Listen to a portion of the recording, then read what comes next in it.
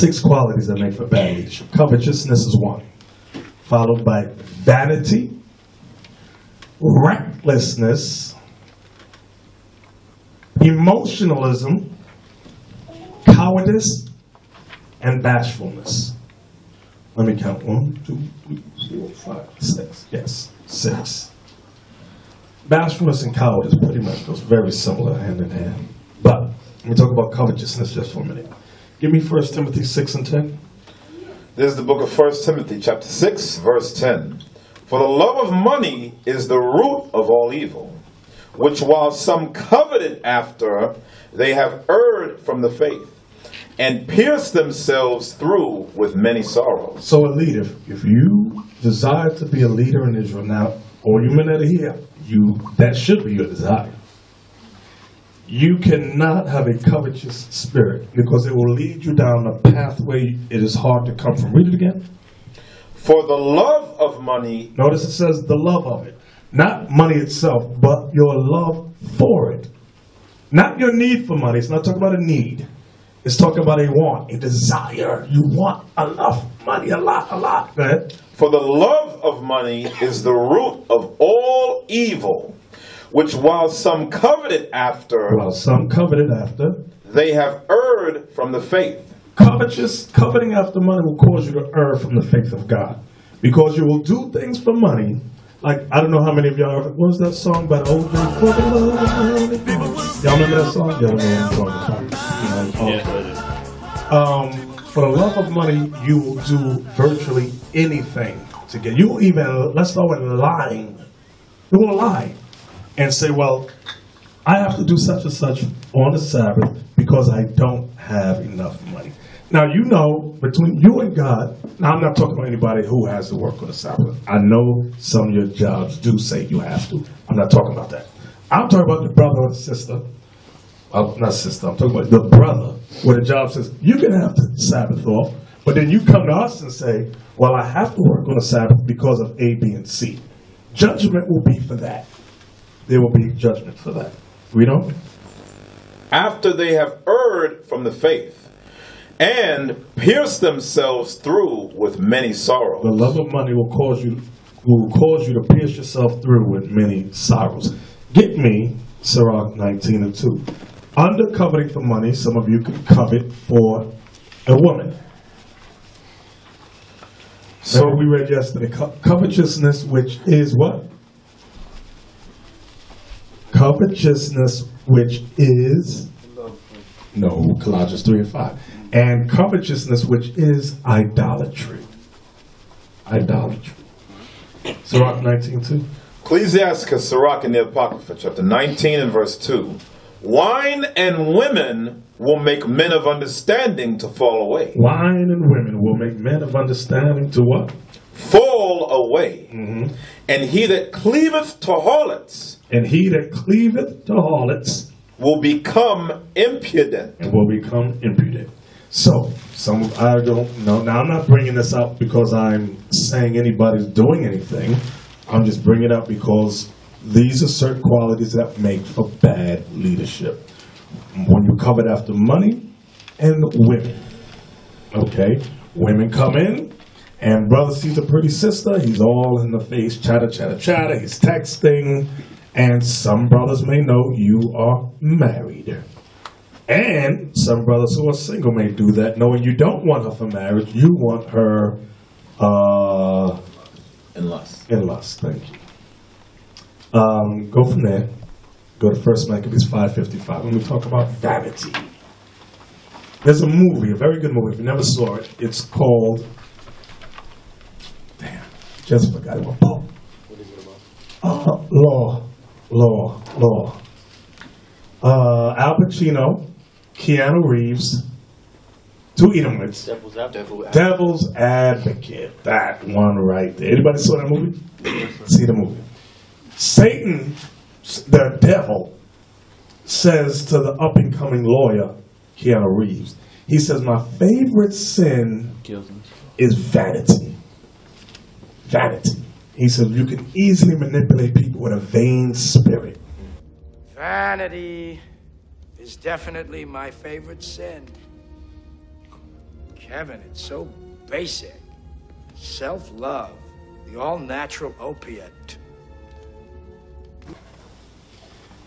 Get 1 Maccabees 5. Let's start at verse 55 and read that. 1 Maccabees chapter 5, verse 55. Now what time as Judas and Jonathan were in the land of Gilead, and Simon his brother in Galilee before Ptolemaeus, Joseph the son of Zacharias and Azarias, captains of the garrisons, heard of the valiant acts and warlike deeds which they had done. Wherefore they said, let us also get a name, and go fight against the heathen that are round about us. Now, when you read the entire chapter, Judas and his brethren told these young men, do not go out to war. Stay back with the women and the children. Keep them safe. So when they leave, they hear about Judas' valiant feats and all of that. They go, hey, let us go up and get a name for ourselves. Now, they were just given an order. Stand back. Stand down. Go ahead. So when they had given charge unto the garrison that was with them, they went out toward Jamnia. Then came Gorgias and his men out of the city to fight against them. And so it was that Joseph and Azarias were put to flight and pursued unto the borders of Judea. And there were slain that day of the people of Israel about 2,000 men. 2,000 men were killed because of a vanity spirit, a vain spirit who wanted to shine. Look at me, I can be great too. And they were given order, stand down. They would not listen. So now 2,000 men died because of that vanity spirit. Right? Thus was there a great overthrow among the children of Israel, because they were not obedient unto Judas and his brethren, but thought to do some valiant act. So a leader, up-and-coming leader, cannot suffer from vanity. You cannot. If you're given an order, brother, follow the order. We are men of experience. We've been there, done that. Okay? Next thing. Write this down. Reckless. Reckless can also include foolish talking. Reckless, saying things reckless. We used to be, when I was in camp, sometimes a while years ago, I remember there was a brother very reckless. I'll do this to you, and I'll do that to you, blah, blah, blah. So, this Edomite walked up, he said, hey, you with the bloody big mouth. It was funny, it was from England too. He said, come over here and do it to me. So now the elder at the time, one of the elders was a brother named Priest Lahab. He said, hey, Troop, he said, you deal with me. So that Edomite goes, no. I want him with the big mouth. So the brother comes down, the Edomite picks him up, and body slam, boom, right on the ground. The brother's on the ground, like, twitch it. No, we couldn't let that go down. Of course, we took care of Esau.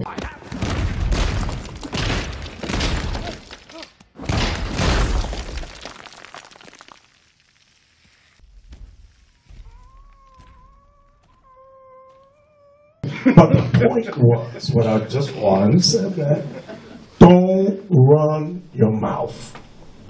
Don't talk reckless talk, okay? There will always be someone bigger, stronger, and smarter than you. Now, let's read Proverbs 23:30.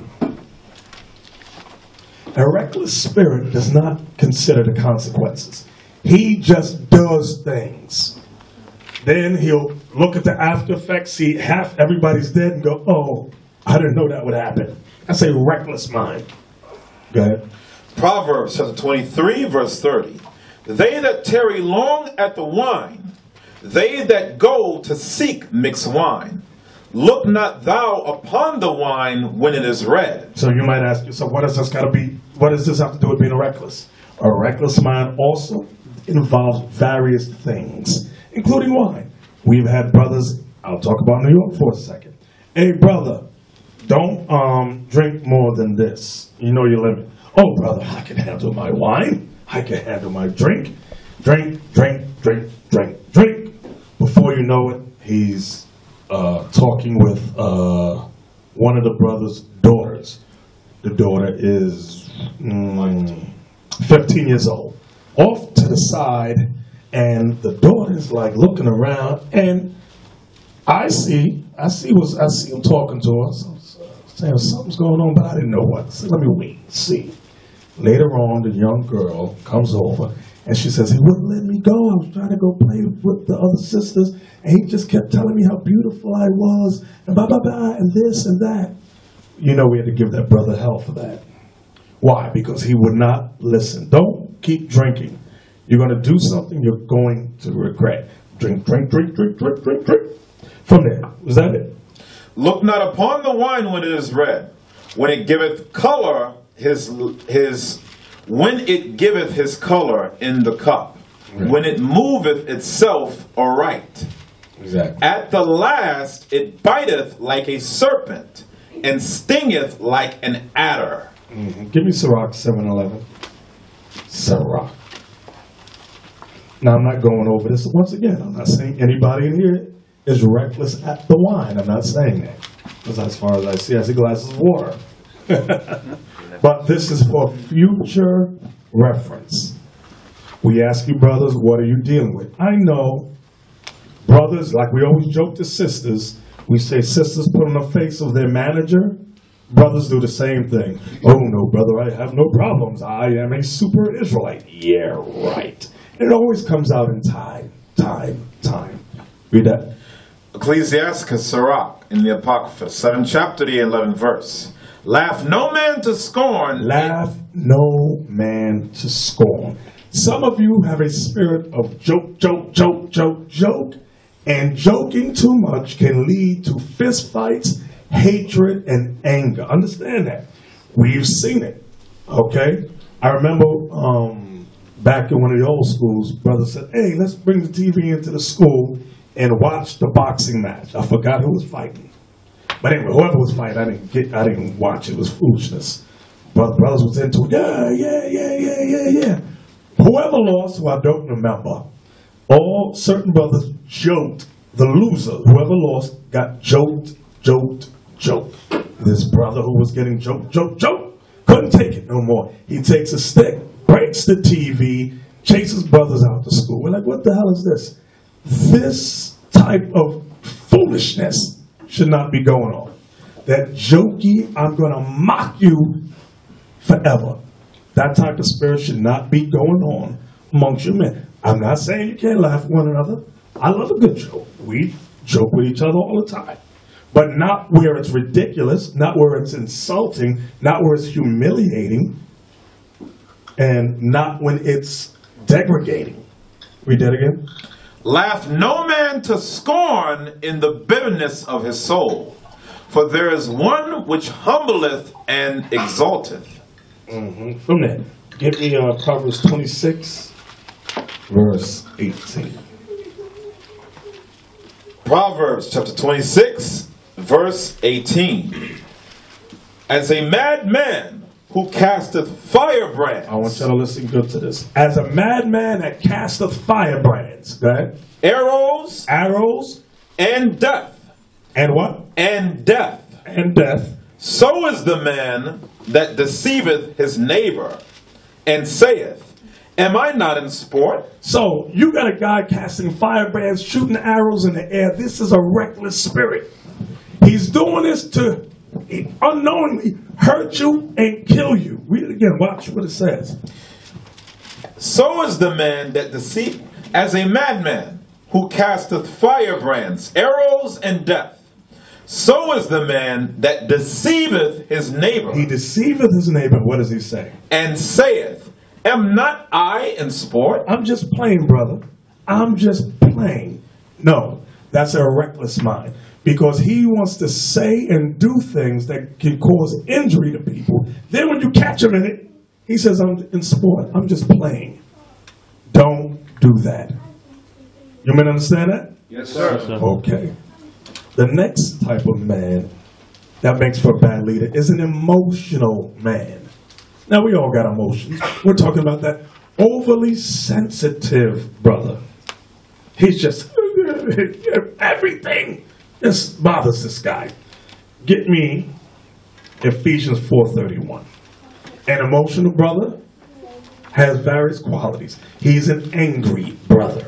That's one quality. Always he goes from 0 to 60 in a second. 1 minute he's laughing, hey, next minute he want to punch you in the face. A spirit like that will make for a bad leader because he will get the whole camp killed. If you notice at camp today, all right, you brothers that were at camp, if you notice that we each used various techniques while we were out teaching. Some, when we went in rough and raw, if the crowd was getting out of hand, we took it down a notch. Okay, calm down, calm down. All you spirits, just calm down. We lowered it. And if it was a subject, we might have went to the law, to a law or something else in the scripture. There's a lot of various techniques you have to learn. That way, when the crowd is rising up against you, you have to be able to calm those spirits. Okay? Remember, you are outnumbered out there. Yes, the Lord is on your side, but a reckless leader will get everybody killed or locked up in jail. Where we at? The book of Ephesians, chapter 4, verse 31. Let all bitterness and wrath and anger and clamor and evil speaking be put away from you with all malice. Now that's a beautiful, I want all you men, and you know what? I want you sisters, you write that down too. Read that again. Let all bitterness. Let all bitterness. Some of you in here are bitter one towards another. Those spirits must be purged from you. A bitter spirit one toward another. Come on. And wrath. Wrath falls under anger. Those spirits must be purged from you. Come on. And anger. Anger. And clamor. What? Can we look up clamor? Let's look up clamor. Let's look up clamor. Clamor. Noun. A loud uproar as from a crowd of people. Any loud and continued noise. Loud and continued noise. Some brothers are loud and make continued noise. Let me tell you, that spirit will not shut up. Give me that one in Proverbs about the woman. Proverbs, you know what I'm talking about? Watch. Now we'll understand it with the woman very easy, but when it comes to brothers, we go, am I clamorous? Watch. Let's read the woman first. Loud and stubborn or clamorous. Yes, clamorous. Proverbs chapter 9 verse 13. A foolish woman is clamorous. She is simple and knoweth nothing. So when you hear clamorous for a woman, you go, yeah, she's always saying something. Guess what? Some men have that quality too. Go back to Ephesians. Ephesians chapter 4 verse 31. Let all bitterness and wrath and anger and clamor. And clamor. Brother, can you please stop talking? That's a clamorous spirit right there. You're about to give him the answer that he asked for. This, you get 2 words out. Oh yeah. That's a clamorous spirit who don't want to answer. Clamorous. Check yourselves. I don't got to point no fingers because y'all know who in here is clamorous. You know who talks 1,000,000 words a minute and won't shut up. Read on. And evil speaking. Evil speaking. That falls under the foolish jesting of joking. Because you got to know when a brother has had enough. Okay, I said a joke. I saw his facial expression. Read spirits. You said something. You made a face. Like, what the hell are you saying? I'm sorry. Check yourself before somebody else got to check you. You all know when you say something and it offends someone. Go ahead. And evil speaking be put away from you. Let it what? Be put away from you with all malice. With all malice. From there. What was it? That was emotional, right? Yes. Give me Ecclesiastes 7 and 9. Read the next verse. Read the next verse. I'm sorry. Read verse 32. Verse 32. And be ye kind one to another. Thank you, Captain. And this is something, it doesn't come natural. Especially, brothers always go, yeah, these women, they don't get along. Well, guess what? Some of you brothers don't get along either. It says, be ye what? Be kind one to another. Some of us come out of a life of constant, what's the word? Bickering, verbal battering. So now we come around Israel, we got to start to change our ways. We have to start to practice. Practice. Read that again. And be ye kind one to another. That takes practice. That don't come natural. That takes practice. Brother, you okay? You need anything? Brother's all right? Sister, how are you doing? Is everything all right? That's not natural for a Negro or Latino. And when I say Negro, I'm talking about you Latinos too. So it comes with practice. Go ahead. Tenderhearted. Tenderhearted, that comes with practice too. Some of us come from parents who used to beat our behind every day. So we grew up not being tender. We couldn't spell tender. Is this tender? Bah! That's how we do. Why? Because our mothers and fathers did it to us. You got to put off that and let it go. Go ahead. Forgiving one another. Forgiving one another. So we bicker, we fight. Okay. Christ said how many times, brothers? 70 times 70. So Paul is saying forgive one another. That's what we got to do. Go ahead. Even as God, for Christ's sake, hath forgiven you. Right. God only forgave us for Christ's sake. Okay, what he did for that sacrifice. So he's forgiving us of our sins. From there, get me Ecclesiastes 7 and 9. It might be Ecclesiastes or Ecclesiasticus. Let me look. Always put half the word down and don't write the whole thing up. Ecclesiastes in the Bible. Let me hear what that one says.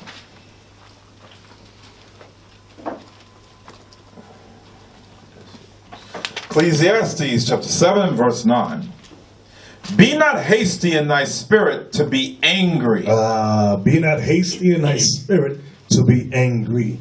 If you know you have an issue with anger, you have to practice. Especially amongst couples. I always tell husbands and wives, both of you need to practice. Pray and practice God's laws together. Pray and practice. Pray and practice. Okay? And that's something that most married couples don't do. We quick to bicker, fight. But when it comes to praying together and practicing the application of the laws, we don't do that. And guess what? Other people in the congregation pick it up. They go, hey, look at brother so-and-so. This dude ain't right. Look at his wife. She ain't right either. We've been through school to school and we see the same. There's nothing, what we're going over now here in the UK is nothing different than the other schools in the States. Same things. We all have similar spirits. Okay, come on. Was that it? Be not hasty in thy spirit to be angry, for anger resteth in the bosom of fools. Now see that?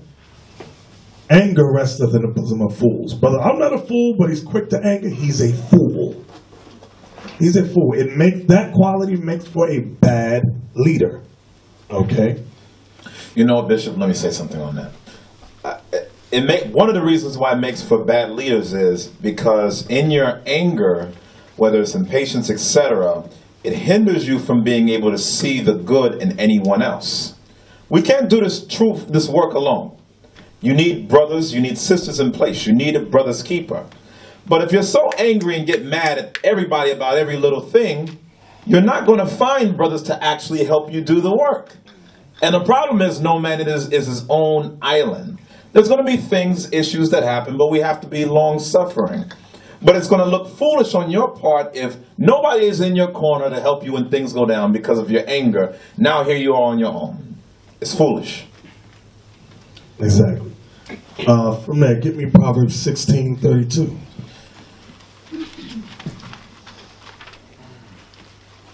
Proverbs chapter 16, verse 32.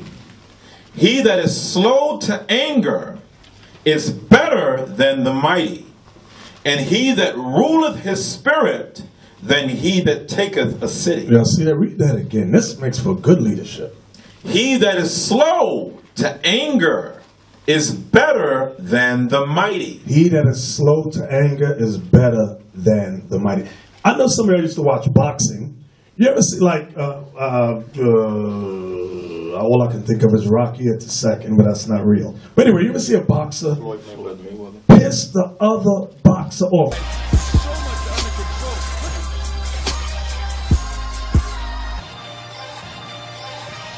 Now, this one boxer, he's calm, cool, and collect. The other boxer, who may be bigger and stronger than him, he's getting so mad, he's not really focused on what the jabs he needs to throw, the body shots, whatever. He's not focused. He's all over the place because of his anger. Meanwhile, a calm brother, who may be a little slower, weaker, and smaller, he's calm, cool, and collect, and he wins the fight. Ding, ding, ding, ding, it's over. Read it again. He that is slow to anger is better than the mighty, and he that ruleth his spirit than he that taketh a city. And he that ruleth his spirit is better than he that taketh a city. Okay, so that was the emotional brother, the emotional. 6 qualities that make for bad leadership. So we went over covetous, vanity, recklessness, emotional. Now let's deal with the coward brother. Coward. Get me the one, I can write it down, in Deuteronomy, where it says who got married, who's afraid. Remember that one? Give me that.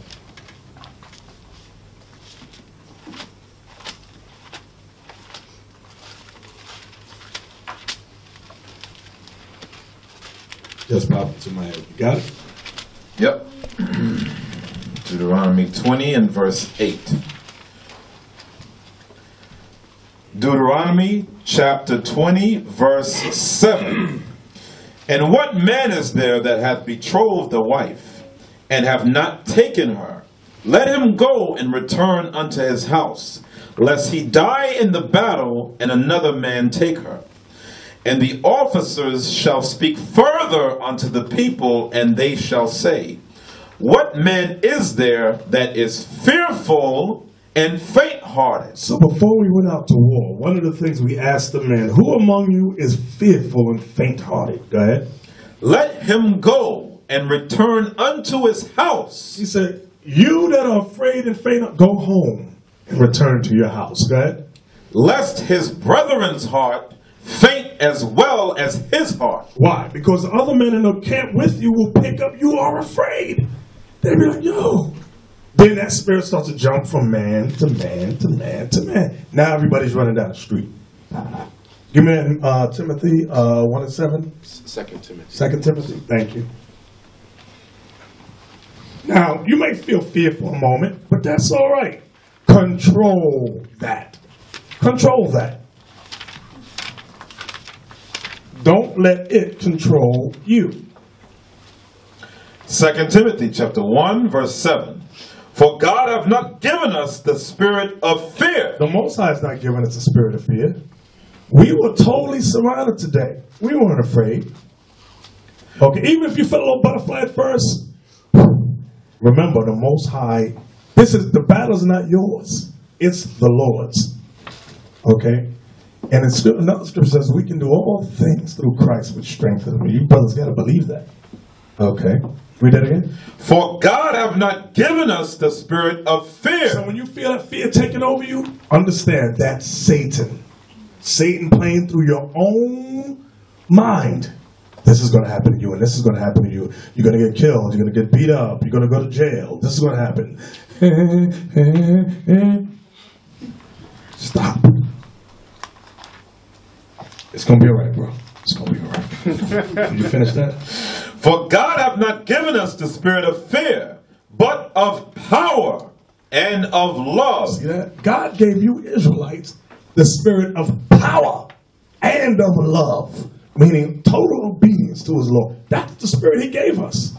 Was that it? And of a sound mind. He made a sound of mind. Ain't nobody here crazy. Well, let me not speak too soon. There might be a little crazy hiding somewhere. But out front, ain't nobody crazy, from what I can see. Was that it? Yes. Give me 2 Maccabees 8. 2 Maccabees 8. In verse 13. 2 Maccabees, the 8th chapter, the Apocrypha, verse 13. They that were fearful and distrusted the justice of God, fled and conveyed themselves away. Notice what it says, they that were fearful and distrusted the justice of God. They didn't trust the judgment of God. So when you don't, that's an unbelieving, unfaithful spirit. That's why we read yesterday. Remember in Romans 10:17 it says, faith comes by hearing, hearing the word of God. Remember that, brothers?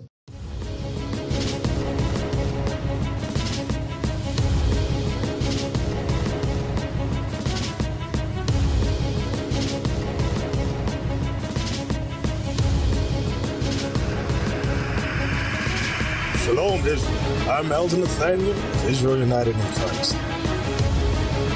YouTube likes to shut our channels down, as some of you have noticed, ever so often. Subscribing to join IUIC will assure you will always stay connected to our YouTube accounts. We want to do our best to make sure this truth gets out.